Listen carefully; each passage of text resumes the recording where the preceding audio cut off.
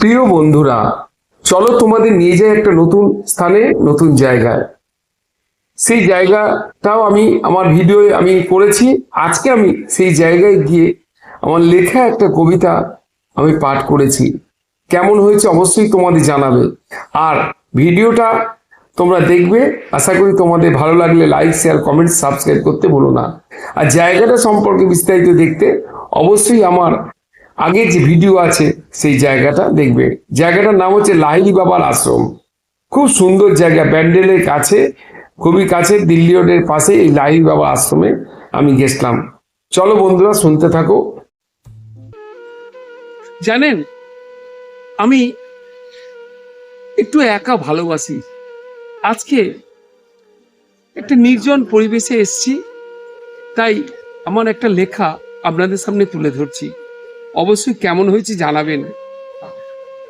এই এই খুব কষ্টে লেখা এই কবিতাটা, আপনাদের হয়তো লাগবে। কবিতাটার নাম অবহেলার ঠিকানা। কলমে আমি সুবীর চট্টোপাধ্যায়। একদিন যে বাবা কাঁধে তুলে তোমাকে দেখেছিল আকাশ, আজ সেই বাবার আকাশটা সীমাবদ্ধ চারটে দেওয়াল আর বৃদ্ধাশ্রমের নাম ফলকে। একদিন যে মা নিজের মুখে গ্রাস তুলে দিয়ে তোমার মুখে হাসি এনেছিল, আজ সেই মায়ের হাসিটা হারিয়ে যায়। তোমার সময় নেই মাথাটার কথাটার ভিড়ে। ছোটবেলায় তুমি কাঁদলে ঘুম ভাঙতো বাবা মার, আজ তারা কাঁদলেও তোমার ঘুম ভাঙে না, কারণ তুমি এখন বড়ই একা। খুব বড় যে বাবা নিজের স্বপ্নগুলো নিঃশব্দে কবর দিয়েছিল তোমার ভবিষ্যতের জন্য, আজ তার ভবিষ্যৎ বলতে একটা বিছানা, একটা ওষুধের সময় আর অপেক্ষা। যে মা সারা জীবন বলেছে আমি আছি, আজ সে শুধু ভাবে আমি কি এখনো কারো মা।